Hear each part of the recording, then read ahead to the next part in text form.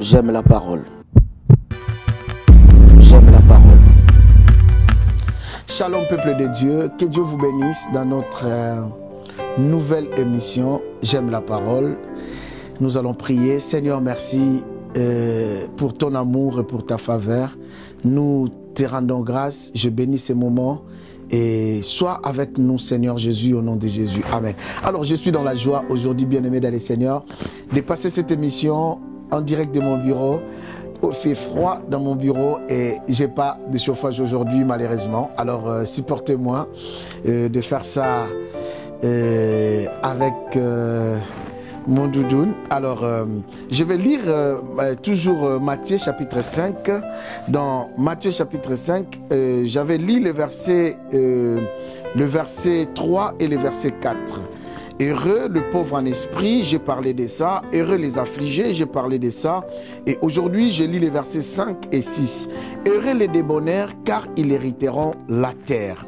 Verset 6. Heureux ceux qui ont faim et soif de la justice, car ils seront rassasiés. Alors, mes chers frères et sœurs, aujourd'hui, j'aimerais vous parler de heureux le débonneur. C'est Jésus qui est en train de dire, je pense que l'émission précédente, je vous avais dit que le débonneur, le béatitude, c'est un état de satisfaction. Alors, lorsque Jésus dit heureux les débonneurs, qui sont les débonneurs? Les débonneurs sont des gens bien-aimés dans le Seigneur, généreux, sont des gens bien-aimés dans le Seigneur qui ont le cœur d'aider les autres, qui ont le cœur de compassion. Alors Jésus dit heureux les débonneurs et il dit qu'ils hériteront la terre. Écoutez très bien, bien-aimés dans le Seigneur, lorsque Jésus parle d'hériter la terre, c'est parce que le paradis que nous parlons ne sera pas au ciel. La Bible dit que le ciel c'est sa demeure et la terre c'est son marchepied. C'est ici que Dieu a donné au Fils des hommes.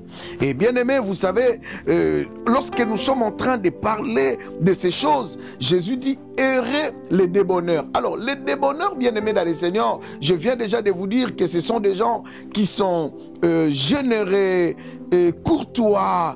Alors ça c'est caractéristique des gens qui ont de la générosité et ça paye. C'est caractéristique, ça paye. Voilà pourquoi Jésus dit tu hériteras. Il héritera la terre. La terre, mes chers frères et sœurs, sera héritée par des gens bien-aimés dans le Seigneur qui sont généreux. Vous savez, j'avais un ami qui me disait, pasteur, il ne faut pas être trop bon dans la vie. Si tu es trop bon, les gens vont se moquer de toi, les gens vont jouer de toi. Mais Jésus ici est en train de dire d'être heureux le débonneur. Donc, les gens qui sont secouables, les gens bien-aimés dans le Seigneur qui sont secourables, j'allais dire, les gens bien-aimés qui peuvent aider les vulnérables, les gens qui sont bons, les gens qui sont courtois, bien-aimés, malgré la méchanceté du monde, malgré la méchanceté des gens qui nous entourent, mais la Bible dit, heureux les débonneurs. Aujourd'hui, j'aimerais parler à toi, bien-aimé, toi qui es en train de me suivre. Tu sais, parfois, lorsque tu fais de bonnes actions, vous pensez que cela, c'est inutile. Non. Si Dieu promet d'hériter la terre, cela ne suffit pas seulement que tu vas hériter la terre après la mort. Non. Tu vas hériter aussi la terre, bien-aimée dans le Seigneur, avant que tu meurs. Cela veut dire cette terre, Dieu te le donnera en possession. Cela veut dire Dieu te donnera cette terre. Et lorsque Dieu te promet la terre, c'est que Dieu le fera. Bien-aimés, ceux qui hériteront la terre sont là seulement ceux qui ont ces caractéristiques, ceux qui portent en eux cette marque de débonneur. Mais regarde ta vie. Ça fait combien de temps que tu as déjà dit que non, je ne serai plus bon? Parce que j'ai été beaucoup blessé. Les gens m'ont beaucoup blessé. Beaucoup de gens m'ont travaillé. Beaucoup de gens ont profité de ma générosité. Non, mais Jésus dit, heureux les débonneurs. Ils hériteront la terre. Tu veux hériter la terre? Tu veux dominer? Continue à être bon. Écoutez, bien-aimés dans le Seigneur, vous savez, si tu veux aider les scorpions, il faut faire très attention parce qu'il finira par te piquer. Mais tu ne laisseras pas le scorpion qui est en train de mourir parce qu'il est en train de te piquer. Ta mission, c'est aider. Et lui, sa mission, c'est de piquer. Alors toi, tu n'arrêteras pas ta mission d'être bon parce qu'on te pique. Ce monde, bien-aimé dans le Seigneur, sera toujours méchant envers toi. Mais Jésus dit, errez les débonnaires. Je vais encourager toutes les personnes qui sont courtois, qui sont secourables, toutes les personnes qui sont généreux, qui sont bons. Et bien-aimés dans le Seigneur, continuez. Et je vais aussi dire à ceux qui étaient prêts à lâcher, de ne plus encourager, de ne plus faire de bonnes actions, avancez mes chers frères et sœurs, continuez à faire, car la terre sera à toi. Et bien-aimés dans le Seigneur, Jésus continue et il dit, heureux ceux qui ont faim et soif de la justice, car ils seront rassasiés. Faim, soif de la justice. Il parle de deux choses. Lorsqu'on parle de la faim, c'est pour manger. Lorsqu'on parle de la soif, c'est pour boire. Alors ces deux besoins bien-aimés quotidiens, Jésus parle et il dit qu'ils seront rassasiés. Mais il parle de la faim et soif de la justice. Cette faim et cette soif, bien-aimés, sont les désirs spirituels qui manquent à ceux-là qui cherchent la vraie justice intérieure. C'est-à-dire, ceux qui manquent la paix intérieure, la justice intérieure, sont ceux-là, bien-aimés, qui ont faim et soif de la justice. Je vais m'expliquer un peu, je vais avancer un peu pour te faire comprendre, bien-aimé dans le Seigneur.